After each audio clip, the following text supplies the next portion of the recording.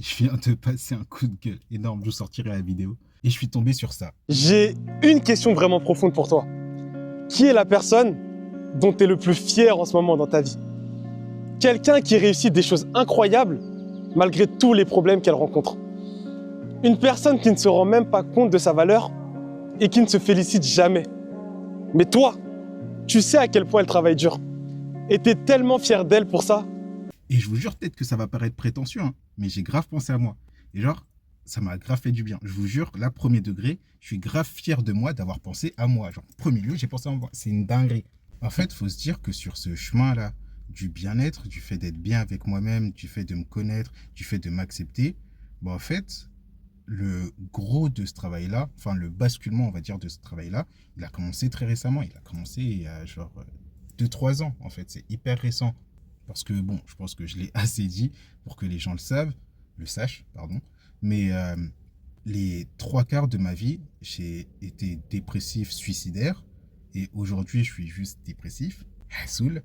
Mais du coup, les trois quarts de ma vie, ça a été juste moi qui essaye de mourir. Avec une grosse période au lycée où juste 5-6 fois par jour, j'essayais de me donner la mort. Et en fait, je voulais pas vivre. C'était même pas juste que j'aimais pas vivre, c'était que je ne voulais pas vivre. Et vivre, c'était une souffrance extrême. Et rater mes tentatives, c'était pareil, une souffrance extrême. Et ça sera un peu trop deep si je rentre vraiment dans les détails à ce niveau-là.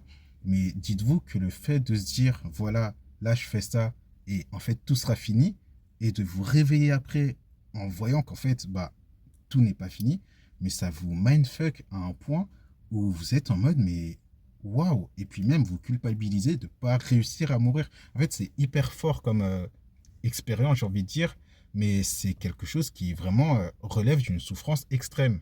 Et en fait, moi, ce qui a beaucoup basculé à ce niveau-là, c'est que je connaissais pas l'amour. En fait, on m'a pas appris l'amour quand j'étais petit. On m'a pas appris l'amour véritable, c'est-à-dire que j'étais dans un attachement ambivalent.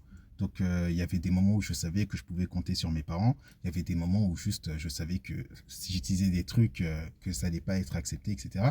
Et j'étais pas, et même encore aujourd'hui en réalité, je suis pas accepté à 100% par mes parents. Il y a eu un énorme effort de leur part pour m'accepter. Il y a eu un énorme progrès à ce niveau-là. Et j'allais dire que je leur en suis reconnaissant, mais en vrai, ça devrait être normal, donc je n'ai pas à être reconnaissant. Mais je suis reconnaissant de ce cheminement quand même. Mais en tout cas, il y a quand même ce truc de je ne suis pas totalement accepté, vous voyez. Et en fait, pendant très longtemps, mes parents se sont battus contre la personne que je suis réellement.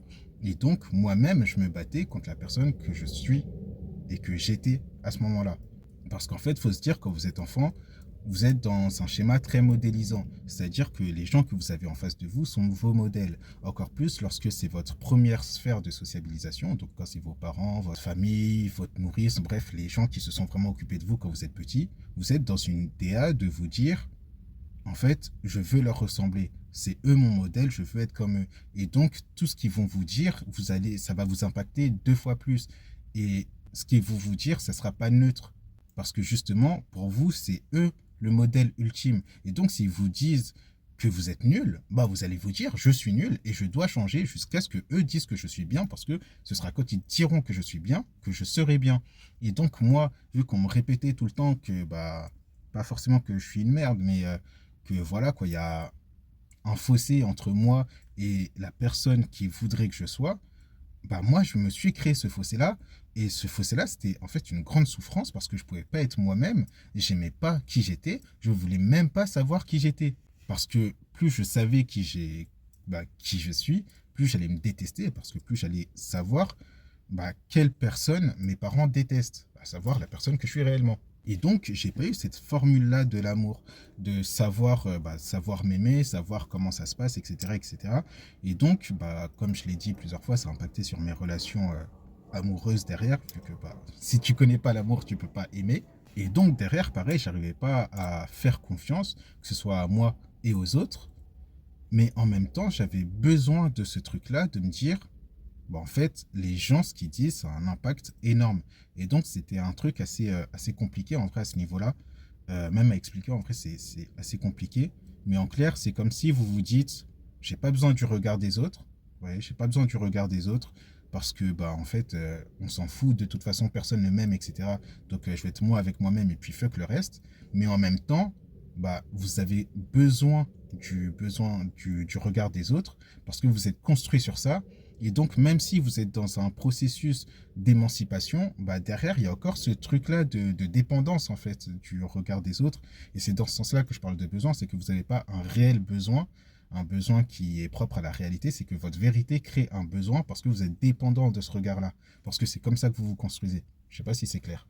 Mais du coup, à ce niveau-là, j'avais beaucoup de mal à déjà me faire confiance à moi-même, parce que du coup, tu arrives dans un truc où tu te dis, bah, en fait, je calcule pas forcément les gens extérieurs, et en même temps, tu vois que si, tu calcules énormément les gens extérieurs, donc toi, tu as du mal avec toi-même, tu as du mal avec les autres et tout, et en fait, tu es dans une souffrance perpétuelle, et derrière, moi, ce qui m'a sauvé, on va dire, c'est que j'ai réussi à m'entourer de personnes qui, certes, n'avaient pas une bonne vision de l'amour, on va dire, mais qui avaient déjà une vision plus proche de la réalité que moi de l'amour, dans le sens où ils connaissaient au moins quelques sphères de l'amour, et moi, je connaissais rien du tout. Et donc, en fait, ces personnes-là, elles ont commencé à m'aimer à leur manière, et moi, je me suis beaucoup attaché à ça. J'ai commencé à apprendre ce que c'était de l'amour. Avant même de comprendre ce que c'était l'amour, bah, il y a ce truc-là de bah, pour comprendre, il faut apprendre. Et donc, j'ai commencé petit à petit à apprendre ce que c'était l'amour, mais j'ai commencé à apprendre ce que c'était l'amour. On était en 2018 ou 2019. Et je suis en 2003. Vous voyez, j'avais 16 ans, 15-16 ans. C'est tard, c'est super tard pour apprendre ce que c'est l'amour. À la base, c'est un truc que tu apprends à 2-3 mois, quoi. C'est un retard énorme. Ce qui fait qu'aujourd'hui encore, j'ai un retard affectif qui est énorme. Je suis quelque peu sorti quand même des dépendances affectives. J'ai encore quelques séquelles, mais grosso modo, ça va. Mais du coup, bah, à cette période-là, j'ai commencé à apprendre ce que c'était que l'amour, apprendre ce que c'était qu'aimer, apprendre ce que c'était que être aimé, ce que ça impliquait, apprendre à se mettre des limites dans l'amour, apprendre là où commence et là où se termine l'amour, apprendre que tous les amours ne sont pas bons, que se sentir aimé, c'était pas forcément toujours bon, qu'il fallait pas rechercher à se sentir aimé. Bref, toute cette sphère-là de apprendre l'amour finalement. Et ensuite, j'ai commencé à connaître l'amour, après l'avoir appris, à connaître l'amour véritable, je dirais en 2022, donc ouais, 4 ans après. Et du coup, en fait, à ce moment-là, bah, ça a été un peu plus violent pour moi parce que ça m'a vraiment ressorti des schémas que je m'étais construits. C'était assez compliqué. Et en fait, d'un côté, je, j'avais appris l'amour, donc je comprenais que mes parents m'aimaient pas à ce moment-là, n'aimaient pas la personne que j'étais. Et ça, franchement, j'avoue que ça a été très douloureux. Et c'est une période où, bah, dans ce laps de ces 4 ans, où vraiment j'ai essayé de mourir, mais tous les jours. Vraiment tous les jours. Dites-vous qu'il y avait des moments, j'étais avec mes potes, chez moi, et juste par respect pour eux, je changeais de pièce, mais j'essayais de mourir. Genre vraiment, on va dire, on regarde des films dans ma chambre, je vais sortir de ma chambre, je vais aller aux toilettes ou dans la salle de bain, je vais essayer de me mutiler, je vais essayer d'avaler des trucs et tout, mais plusieurs fois dans la journée, en leur envoyant des messages, c'est juste avant, en mode, bon voilà, si tu reçois ça, c'est que je suis mort. Et en fait, juste, t'arrives pas à mourir. T'arrives pas à mourir et t'es en mode, en fait, j'ai tout prévu pour que, genre, la fin s'arrête, tu vois. Je suis pas aimé, moi, je m'aime pas, qu'est-ce que j'ai à foutre là, en fait. Et c'est hyper profond comme truc et j'avoue, c'est difficile d'en parler un peu. Je pensais que j'étais plus au clair avec ça. Mais c'est hyper violent, en fait. C'est dur. Et donc, bah, à ce moment-là, quand j'ai commencé à connaître l'amour, bah, j'étais dans un truc vraiment, c'était particulier. En fait, dites-vous, ouais, ouais, en vrai, c'est ça. Vers 2021-2022, j'ai commencé à connaître l'amour à ce niveau-là. Euh, Parce que, en fait, j'ai commencé à être dans des relations avec surtout deux personnes qui avaient déjà une grande place dans ma vie à ce moment-là, mais qui étaient sur un cheminement de s'améliorer, progresser, etc. Et donc d'être moins toxique envers elles-mêmes et envers les autres. Et donc être davantage adapté à ce qui se passe, être davantage dans quelque chose de l'ordre du soutien émotionnel, etc., dans quelque chose de plus véritable et de moins dangereux. Et donc, en fait, lorsqu'il y a eu ce processus-là, bah, ça m'a impacté. Et du coup, ça m'a montré qu'il y a plein de choses que j'avais acceptées jusque-là de leur part et de la part d'autres personnes qui n'avaient pas été à accepter. Et en fait, on était tous en apprentissage à ce moment-là, et donc en apprentissage de la vie, hein. Et du coup, bah, juste en fait, on commençait à comprendre que certaines choses qu'on s'était laissé faire ou que nous-mêmes on avait fait aux autres, bah, en fait, c'était oppressant et que ça découlait de tout ce cycle de douleur, de violence, etc. qu'on avait vécu parce qu'on connaissait que ça. Et donc, à ce moment-là, il y a eu une petite recherche de la part de nous trois de ce truc-là, de en fait, qui on est vraiment, est-ce qu'on a le droit de s'accepter, est-ce qu'on a le droit au bonheur, et en fait, bah, si on n'a pas le droit au bonheur, tant pis, on va essayer de se l'accorder et nous, de nous créer notre petit bonheur à nous. Et donc, on était vraiment dans ce truc-là de profiter de chaque petit moment, surtout moi qui était en mode, bah là, ça va bien, mais bellec, dans 10 minutes, je me suicide. Et du coup, bah, j'étais vraiment dans ce truc-là de chaque petit point de bonheur, chaque petite fois où j'étais joyeux, le noter et en fait m'en faire des souvenirs pour me dire, ah certes, aujourd'hui ça va mal, mais tel moment ça allait pas bien, donc c'est possible que la joie revienne, parce qu'avant le bonheur, il y a la joie. Et je vous jure qu'en vrai, ça c'est un truc qui m'a aidé énormément. C'est même un truc que je vous conseille, j'ai 5 boîtes à chaussures remplies de souvenirs chez moi et 7 clés USB de souvenirs. Et je vous jure qu'en vrai, bon, là, je le fais moins, mais à un moment, dès que j'allais mal, mais j'allais fouiller dedans et tout, et j'étais en mode, waouh, waouh, vas-y. Mais bon, après, c'est un peu malsain parce que ça peut vous faire basculer dans des tocs, dans des obsessions. Mais moi, personnellement, c'est quelque chose qui m'a aidé parce que vraiment, j'étais dans ce truc-là de, j'avais besoin de me raccrocher à la réalité, en fait. J'avais vraiment besoin de me raccrocher à la réalité parce que justement, moi, je partais dans des obsessions psychiques où vraiment je me disais, mais en fait, la vie, c'est de la merde, etc., etc. Et cetera. Et je me créais ma vérité et je m'éloignais énormément de la réalité. Et ces boîtes-là, tous ces souvenirs me permettaient de me raccrocher à des trucs bah, qui étaient des faits, en fait, et qui ne pouvaient pas être mensongers, et donc qui me rapprochaient vraiment de ce truc-là, de t'as vécu quand même de belles choses dans ton malheur. Et donc, à ce moment-là, j'ai commencé à comprendre l'amour, je dirais vers 2023. Donc, c'est vraiment très, très récent. J'ai commencé à comprendre l'amour vers 2023. Et, euh, et donc, en fait, à partir du moment où j'ai commencé à le comprendre, j'ai commencé à pouvoir le propager de manière saine. Sachant qu'à ce moment-là, ça faisait déjà 1 an que j'étais apprenti éduc. Et donc, bah, j'avais vraiment cette peur aussi bah, d'être mauvais pour les personnes en face. Parce que jusque-là, en fait, j'étais dans un truc où, bon voilà, à part mes amitiés très proches, personne comptait sur moi, on va dire, dans le sens où ce que je faisais dans ma vie, ça n'impactait que moi et ce cercle proche directement. Mais en soi, les autres, bah, ils faisaient leur vie. Et là, à ce moment-là, en tant qu'éduc, bah, j'avais des vies en main. Et donc, il y avait vraiment ce besoin de m'améliorer, ce besoin d'être sain avec moi-même pour pouvoir être sain avec les autres et amener les autres à avoir une vie beaucoup plus saine. Donc, il y avait vraiment cette part de responsabilité qui, je dirais, m'a énormément boosté, remonté et m'a énormément fait prendre en maturité.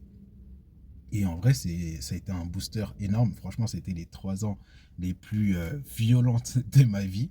Mais ça a quand même été quelque chose qui a fait qu'aujourd'hui, je suis la personne que je suis, que je suis fier de la personne que je suis et que je m'aime, en fait, tout simplement.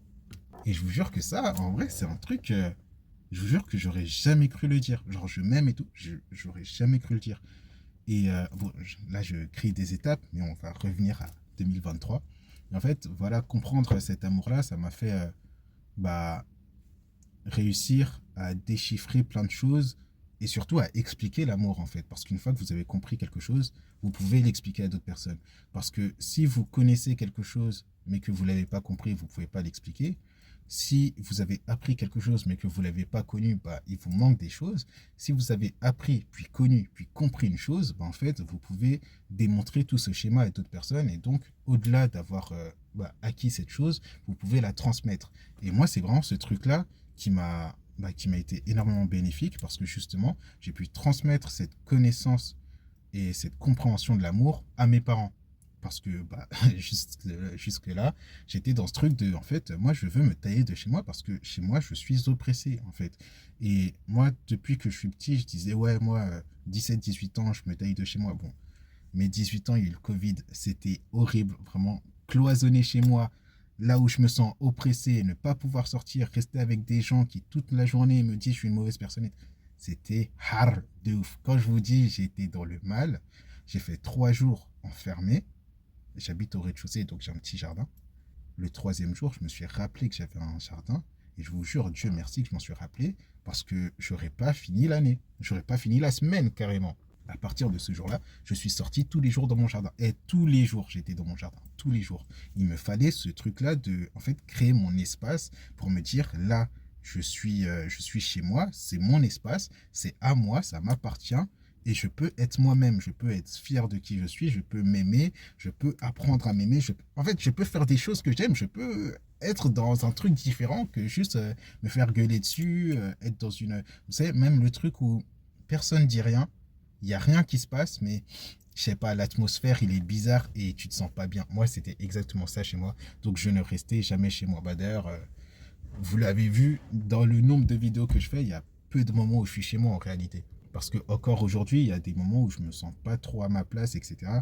Et donc, bah, maintenant j'ai ma voiture, c'est mon petit chez moi, et c'est mon espace, quoi. Je sais que c'est mon espace, c'est mes règles, et je sais que ici, tout le monde peut être qui il veut. Mais bref, du coup, voilà, à ce moment-là. Et ensuite, bah, du coup, en parallèle, j'avais, bah, comme je vous ai dit, mon apprentissage d'éduc, et j'avais un truc qui s'appelle le GAP, le groupe d'analyse des pratiques professionnelles, pardon. Et du coup, en fait, c'était des petits groupes dans lesquels on parlait un peu d'anecdotes de notre vie, du taf, de certaines choses. Et on venait analyser ça avec une dame qui s'appelle Noémie, masterclass. Vraiment, quand je vous dis, cette dame, elle a changé ma vie, elle a changé ma vie. Du moins, elle a changé ma vision des choses et donc ça a changé ma vie. Mais quand je vous dis, franchement, ces 3 années à faire gap avec ce groupe-là, avec ces personnes, et en parallèle à être dans une formation qui t'aide à voir les choses différemment, quand je vous dis, ça m'a tellement apporté, genre c'est vraiment un truc, waouh. Le cheminement que j'ai fait, je le souhaite à tout le monde. Genre vraiment la joie et le bonheur que ça m'a apporté, je vous jure que je vous le souhaite du plus profond de mon cœur. La manière dont j'étais en souffrance, je vous le souhaite du plus profond de mon cœur carrément. Moi avant, je ne souriais jamais.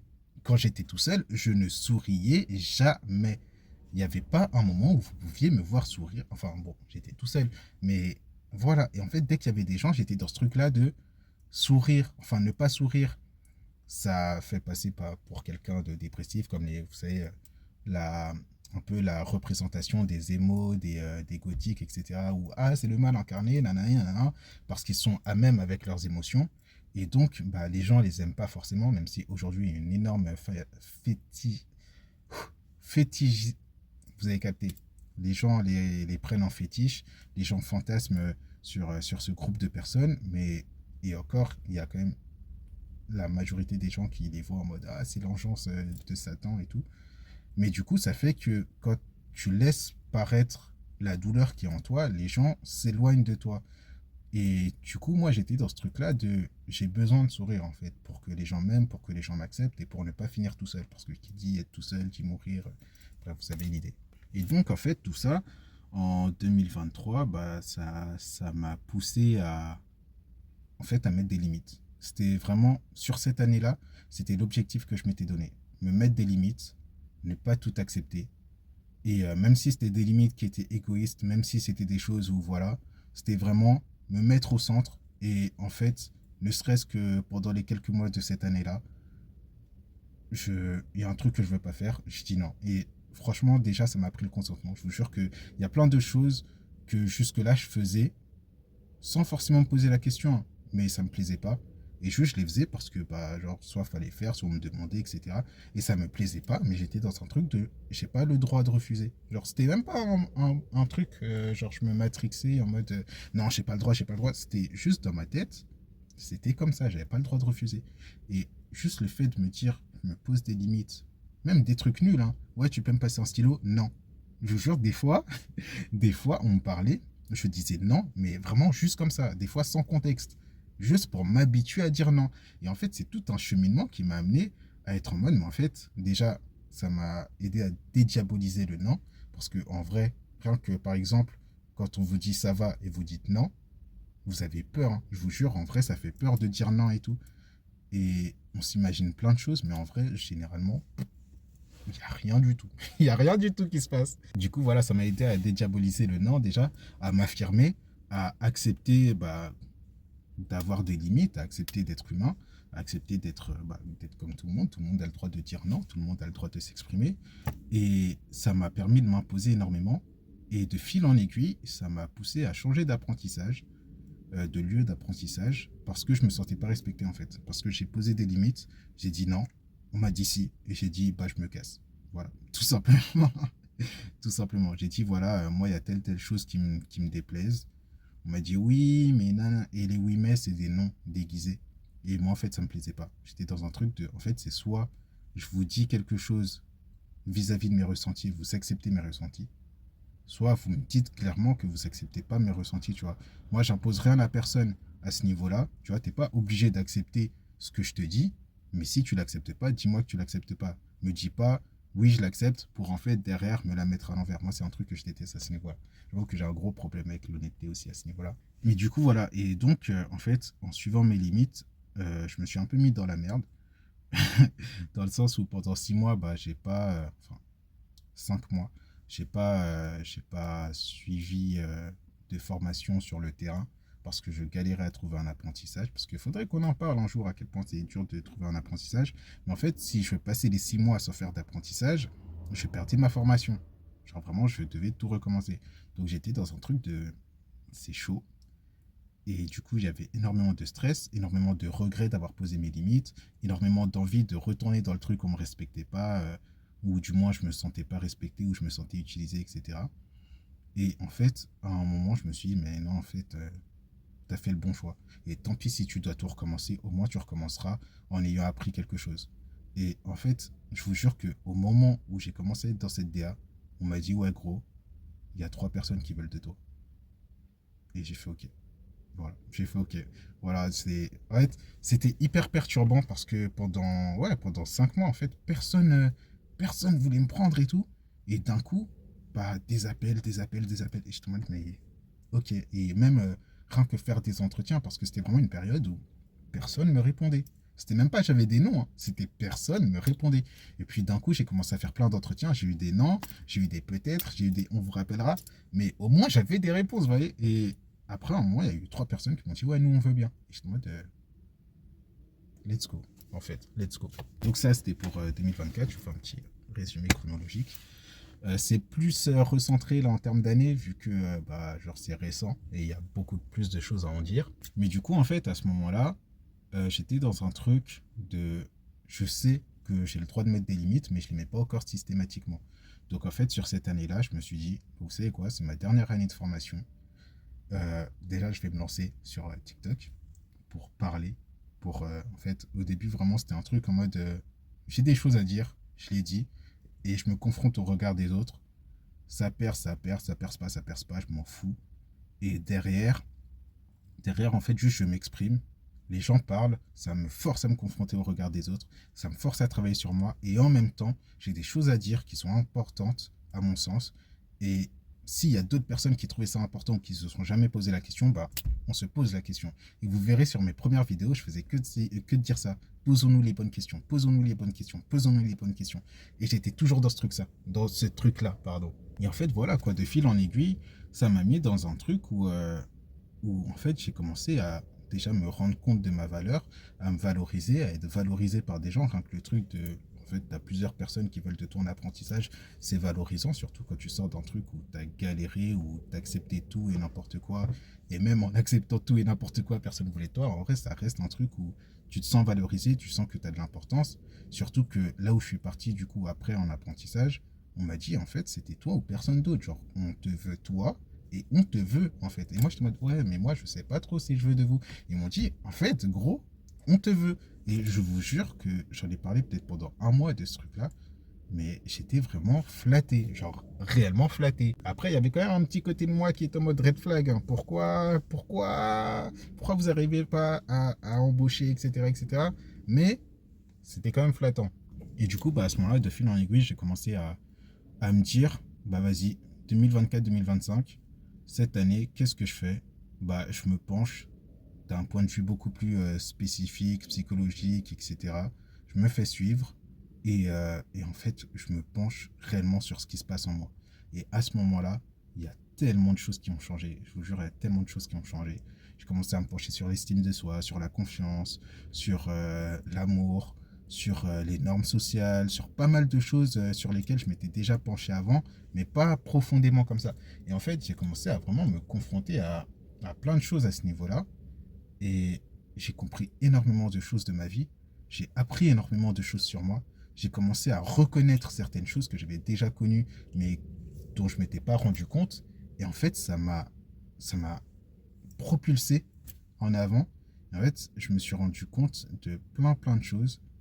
Et ça m'a mené petit à petit à me regarder sous un autre angle et à avoir une image différente de moi. Et donc à apprécier cette image et à me dire, en fait, bah, si les gens m'aiment pas, tant pis.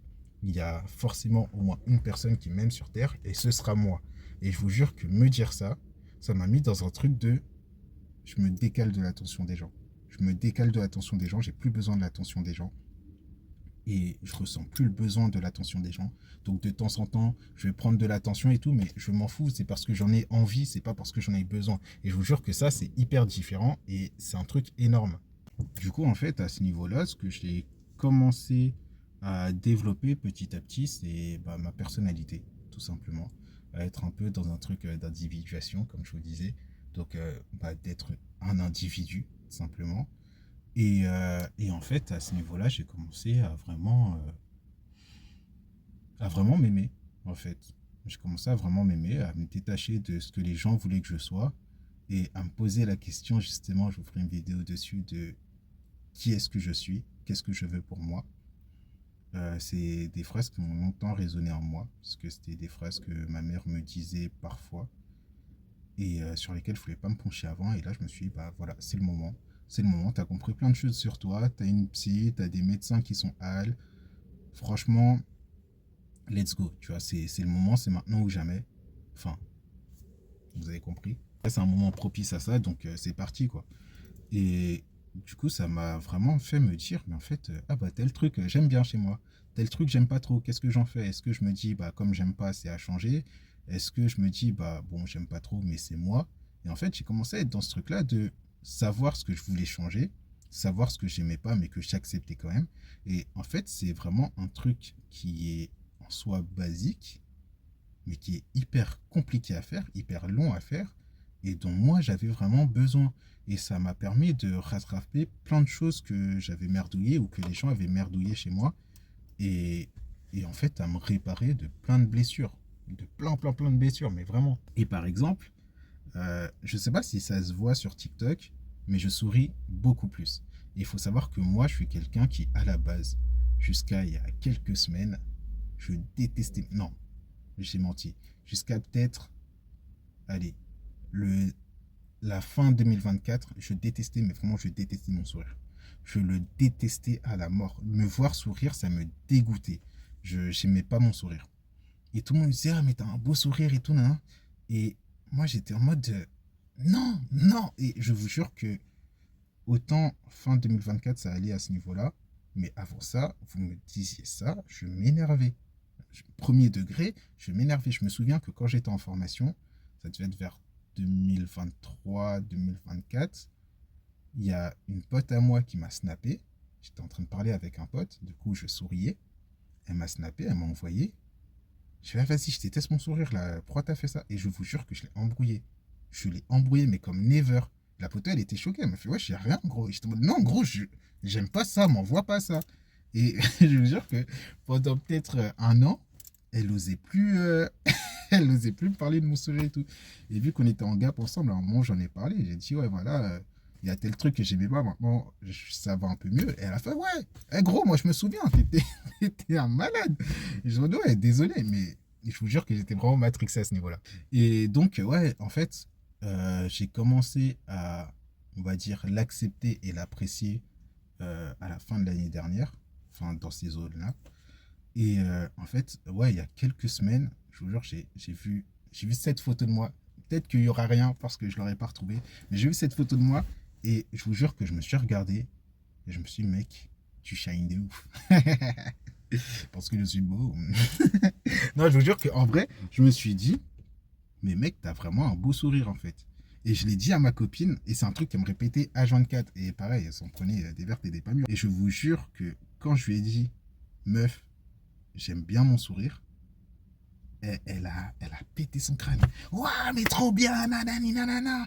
Et je vous jure, ça m'a fait un bien de fou. Ça m'a fait un bien de fou d'accepter ça. Ça m'a fait un bien de fou. Mais c'était waouh, c'était incroyable. Et je vous jure que vraiment à ce moment-là, enfin à ce niveau-là, il y a plein de choses où je m'affirme beaucoup. Pardon, en fait, j'ai une châtaigne.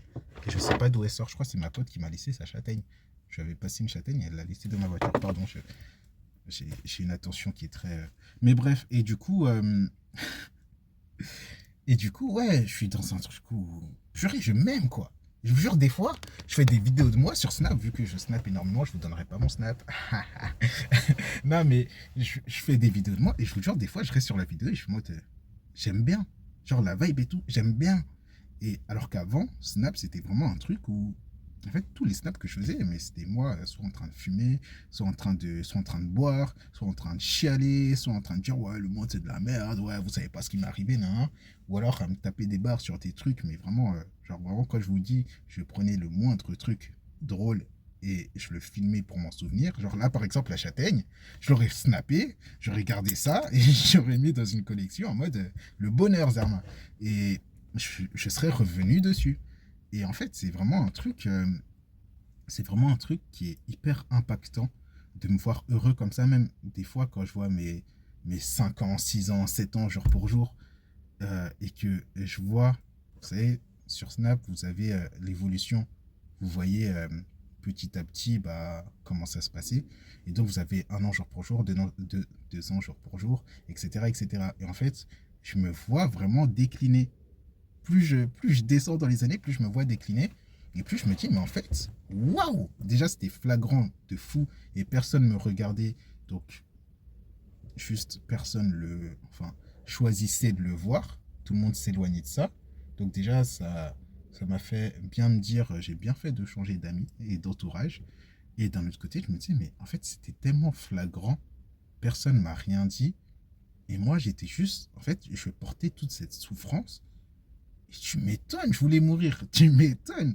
Et vraiment, je vous dis, quand je me dis que j'aurais pu passer à côté de tous ceux que je vis aujourd'hui, je vous jure, ça me fait un truc, mais énorme. Après, je dis pas ça en mode toutes les personnes, c'est très bizarre ce que je vais dire, hein, mais je dis pas ça en mode toutes les personnes qui veulent se suicider, vous suicidez pas, il y aura le bonheur un jour. Honnêtement, il y a des gens qui sont pas faits pour vivre. Je vous le dis sincèrement, la vie, elle est vraiment compliquée et il y a des gens qui sont pas faits pour vivre. Il y a des gens qui n'ont pas le cardio de supporter la souffrance avec l'espoir qu'un jour ce soit différent. Il y a des gens qui seront pas heureux toute leur vie. Il y a des gens qui connaîtront pas le bonheur en fait, qui connaîtront juste des joies ponctuelles. Et il y a des gens pour qui c'est pas assez. Vous voyez, il y a des gens pour qui c'est pas assez. Et je vous jure qu'en vrai c'est entendable. Et franchement, il y a plein de personnes qui, avec mon parcours, se disent que moi je vais être dans un truc en mode fervent défenseur de la vie, genre ouais, j'ai appris, connu, compris, exposé la vie, etc. Et j'ai kiffé vivre et je kiffe vivre aujourd'hui. Et je vous jure que même cette phrase, ça me choque de la sortir de ma bouche. Il y a certaines personnes qui vont voir ce TikTok, qui vont m'entendre dire ça, qui vont être en mode wesh, lui il dit ça. Et je vous jure que c'est réel. Genre, je kiffe vivre. Et je changerai ma vie pour rien au monde. Il y a encore des choses à évoluer, forcément. Je ne vais pas bien à 100%, je dirais que je vais bien à 70%. Ce qui pour certains est très peu, ce qui pour moi est énorme, parce que j'étais à genre 2% de bien-être avant, si ce n'est moins. Et en fait, c'est juste une explosion de vie et je kiffe, en fait. Je kiffe et en fait, maintenant, j'ai des projets parce que j'ai envie d'avoir des projets. Avant, j'avais des projets parce que j'arrive pas à mourir, donc autant, autant faire des choses, quoi, tu vois. Mais aujourd'hui, c'est juste que genre, j'ai envie de faire des choses et j'aurais le seum de ne pas pouvoir les vivre à l'ancienne. Si je les vivais pas, j'étais en mode, de toute façon, si je les vis pas, ça veut dire que je vis pas et que du coup, je souffre pas. Alors qu'aujourd'hui, si je meurs là tout de suite, là, j'ai le seum parce que j'avais envie de faire des nouveaux trucs et tout. Mais en même temps, j'ai pas tellement de regrets parce que justement, j'ai vécu ma vie à fond. Et ça, c'est un truc qui est quand même très impactant. Les gens, en fait, souvent, quand j'en parle, vu que j'ai fait plein de sensibilisations, etc., plein de témoignages, plein de choses comme ça, les gens, souvent, ils sont en mode, ah, mais avec ton parcours, j'aurais jamais cru que tu serais, par exemple, un défenseur du suicide. Mais honnêtement, la vie, c'est vraiment compliqué. Et personnellement, je peux vraiment entendre qu'il y ait des gens qui en peuvent plus. Qu'il y ait des gens qui n'aient plus la force de se battre. Qu'il y ait des gens qui, j'allais dire qu'il n'y ait pas ce qu'il faut pour survivre. Mais c'est plutôt que la vie, en fait, qui se vit aujourd'hui, elle n'est pas assez adaptée aux personnes. Je vous jure que les sociétés dans lesquelles on vit aujourd'hui, elles ne sont pas assez inclusives. Et donc, forcément, il y a des gens qui paraissent pas adaptés, mais parce que la société n'est pas adaptée, elle le sera peut-être jamais. Parce que les gens ne sont pas dans un truc de vouloir adapter la société. Et ça, c'est vraiment triste parce que justement, ça pousse des gens au suicide parce que, en fait, c'est trop compliqué de vivre. Et moi, personnellement, franchement, je dirais que j'ai eu la chance d'avoir les bonnes choses au bon moment parce que, et surtout bah, que ce soit compliqué de se donner la mort. J'ai eu vraiment de la chance à ce niveau-là. J'ai eu de la chance qu'il y ait des choses qui m'aient retenu. Je ne sais pas si c'est l'univers, je ne sais pas si c'est Dieu, je ne sais pas. Franchement, je ne sais pas ce qui m'a retenu, ce qui a fait que j'ai jamais réussi à me donner la mort. Mais franchement, à ce niveau-là, pour moi, c'est que de la chance. C'est que de la chance. Et j'ai eu la chance, finalement, d'avoir des gens qui m'ont regardé. J'ai eu la chance de pouvoir apprendre. J'ai eu la chance de pouvoir connaître. J'ai eu la chance de pouvoir comprendre. J'ai eu la chance de pouvoir échanger. J'ai eu la chance. J'ai eu énormément de chance dans ma vie, franchement. Et c'est peut-être bizarre dit comme ça quand on calcule et qu'on se dit, gros, ça fait moins d'un an que tu es heureux sur 22 ans, c'est pas énorme. Mais mine de rien, ça reste un an. Et peut-être que l'année prochaine, je recommencerai à chuter, etc. On n'en sait rien. Je suis toujours pas sorti de cette dépression. Mais pour autant, ça reste quelque chose que j'ai aimé vivre. Et j'ai beaucoup de chance de l'avoir vécu.